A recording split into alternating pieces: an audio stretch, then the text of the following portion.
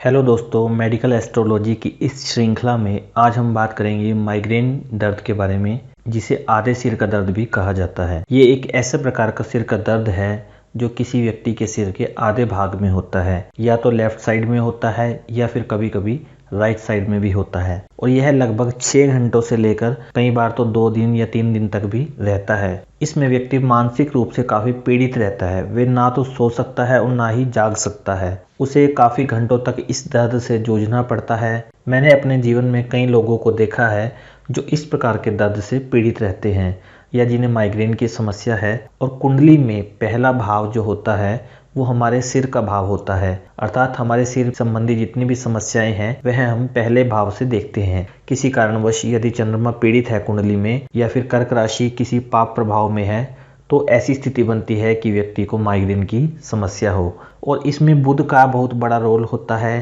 क्योंकि बुध हमारे शरीर में नसों का कारक होता है। कुंडली में जब चंद्रमा बहुत ज़्यादा पीड़ित होता है, कमज़ोर स्थिति में होता है, तब ऐसी स्थिति में माइग्रेन की समस्याएं की संभावना बहुत ज़्यादा बढ़ जाती है। जन्म कुंडली में अगर कृष्ण पक्ष का निर्बली चंद्रमा नीच राशि में हो, या फिर राहु केतु या शनि के साथ हो, या फिर चंद्रमा पर राहु केतु या शनि की दृष्टि हो, या फिर कर्क राशि पर भी दृष्टि हो, या फिर कुंडली में चंद्रमा 6, 8, 12वें भाव में हो यानी त्रिक भाव में हो, या फिर चंद्रमा सूर्य से पूर्ण रूप से अस्त हो, तो इस केस में व्यक्ति को माइग्रेन पेन होने की समस्या होती है। कुंडली में चंद्रमा बहुत ज्यादा पीड़ित होता है, तो ऐसी स्थिति में चंद्रमा की महादशा या चंद्रमा की अंतर्दशा में माइग्रेन की समस्या बढ़ जाती है। इसके अलावा यदि बुध भी कुंडली में पीड़ित है तो इस समस्या को और ज्यादा बढ़ा देता है। और अगर बृहस्पति की दृष्टि चंद्रमा पर पड़ जाए तो इस स्थिति में समस्या थोड़ी कंट्रोल में रहती है। और इसके साथ साथ पहले भाव का स्वामी भी इसके लिए कुंडली में देखा जाता है। यदि जन्म लग्न कुंडली में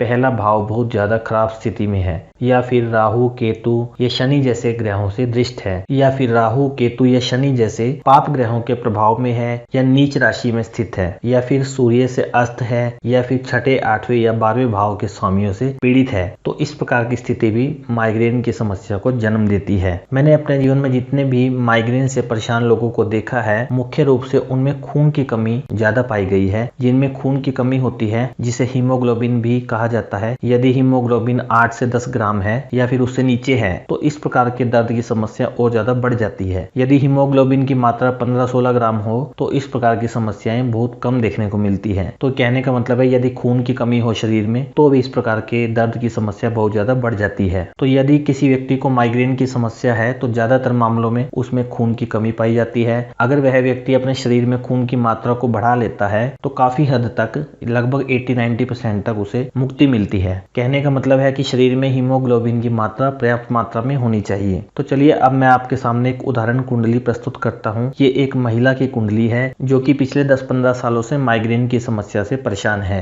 यह किसी संस्था में अकाउंट्स डिपार्टमेंट में काम करती है और इसका हर वक्त कंप्यूटर का काम होता है। कंप्यूटर के सामने बैठकर इन्हें काम करना पड़ता है। तो जब भी इनके सिर में दर्द होता है तो ये छुट्टी लेकर घर चले जाती हैं। इन्हें मजबूरी में दर्द सहन नहीं होता और घर जाना पड़ता है। तो इनकी कुंडली कर्क लग्न की कुंडली है। इसमें चंद्रमा लग्नेश बनते हैं, जबकि लग्नेश कुंडली के लिए सबसे ज्यादा पवित्र और सबसे ज्यादा शुभ ग्रह माना जाता है। इसमें लग्नेश चंद्रमा दूसरे भाव में विराजमान है जो कि अग्नि तत्व की राशि है। सिंह राशि अग्नि तत्व की राशि है और चंद्रमा एक जल तत्व के ग्रह है। तो जल तत्व के ग्रह का अग्नि तत्व में सामंजस्य से बैठना थोड़ा मुश्किल होता है, तो इस कारण से भी हलचल होती है। यदि हम जल को अग्नि पर रखेंगे तो क्या होगा, तो उबलने लग जाएगा, तो उसमें हलचल होगी। तो इसी प्रकार से चंद्रमा की भी यही स्थिति होती है सिंह राशि में। और इसके चौथे भाव में शनि विराजमान है जो कि इस कुंडली के सप्तमेश और अष्टमेश है, जो कि दोनों ही मारक भाव हैं। तो शनि इस कुंडली में प्रबल मारक है जो कि लग्न पर दृष्टि डाल रहे हैं, कर्क राशि को पीड़ित कर रहे हैं। और केतु देव भी यहाँ पर पंचम भाव में बैठकर लग्न पर अपनी दृष्टि डाल रहे हैं। दूसरे भाव का स्वामी सूर्य वो भी 6ठे भाव में चला गया है। तो यहाँ पर लग्नेश चंद्रमा का बल कमजोर हो गया है। तो चंद्रमा का अग्नि तत्व की राशि में विराजमान होना और दूसरा सूर्य का